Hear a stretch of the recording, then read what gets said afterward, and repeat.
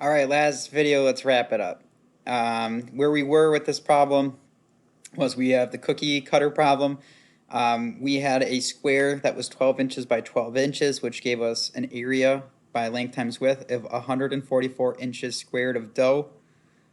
We saw that when we had 3-inch diameter cookies that we could get 16 cookies out of it.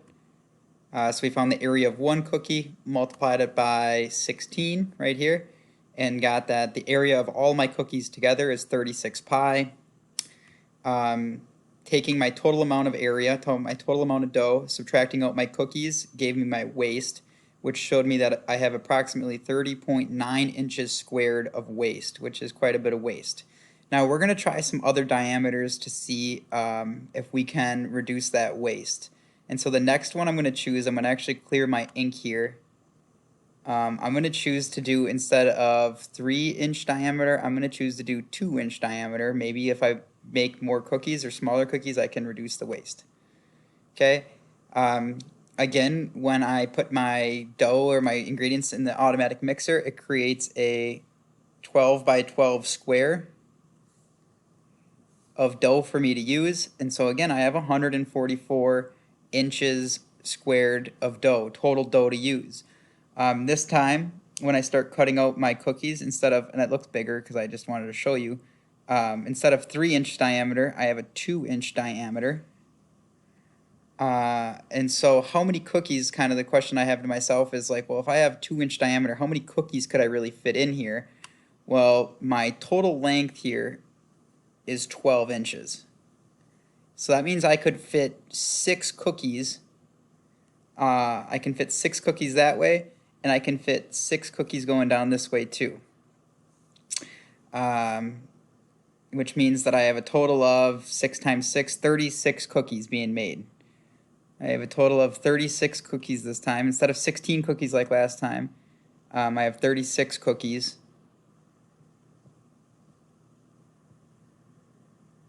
And that's because I have 2-inch diameter. Okay. Again, I can get 36 cookies because I have a length of 12, 2-inch diameter, so 2 times 6 would give me my 12 inches. 2 times 6 would give me my other 12 inches, and then you got to kind of multiply it together because you kind of got to remember that this is almost like an area of how many cookies I could really fit in. But I have, 6 rows of 6, or whatever way you want to think about it. I can fit 36 cookies on there. Okay. So now let's find the area of one cookie, and let's multiply it by 36 to find that total area of all my cookies. So area equals pi times the radius squared. My radius is half of my diameter. All right, so if my diameter is 2, my radius is 1. It's half of it. And so I get pi times 1 squared, which gives me pi. That's the area of one cookie. Right there is the area of one cookie. But one cookie. All right. Now, like I said, I can make 36 cookies, so I got to multiply that pi by 36. And actually, when I multiply that, I get 36 times pi. And actually, that is the area I got last time. Last time I had 16 cookies. But each cookie had an area of 2.25, and when I multiplied that, I got 36 pi. So that's kind of an odd thing that whether it's 3-inch diameter or 2-inch diameter, the area the cookies takes up is the same. It's 36 pi, which means that when I'm finding my waste, the 144 minus 36 pi equals my waste. Well, this is what I had last time I did this problem. And last time, just like, well, it's going to be the same as last time, but we'll calculate it again. 144 minus 36 pi gives me 30.9 inches squared of waste. And so nothing's changed. So 2 inches did not give me, changing the diameter from 3 inches to 2 inches did not give me more waste. It did not give me less waste. It just didn't change anything. Okay, so making the cookie smaller doesn't change it. Maybe making the cookies bigger might change it. So we got to try one more here before we can kind of justify our conclusion. So we did 3 inches. We've now done 2-inch diameter. Let's do a 4-inch diameter. I put all my ingredients in the mixer again, and I get this 12 by 12 square of dough. This time I am making cookies that have a diameter of 4 inches. Okay, now that means I can make a row of 3 cookies before I run out of room, and I can have a column of 3 cookies before I run out of the room on my pan. And 3 by 3, 3 cookies by 3 cookies gives me 9 total cookies. All right, so I get 9 cookies when I'm using this bigger diameter. So 9 cookies for a 4-inch diameter. Okay, nothing changed about the original amount of dough. It is still 144, 12 times 12, 144 inches squared of total dough.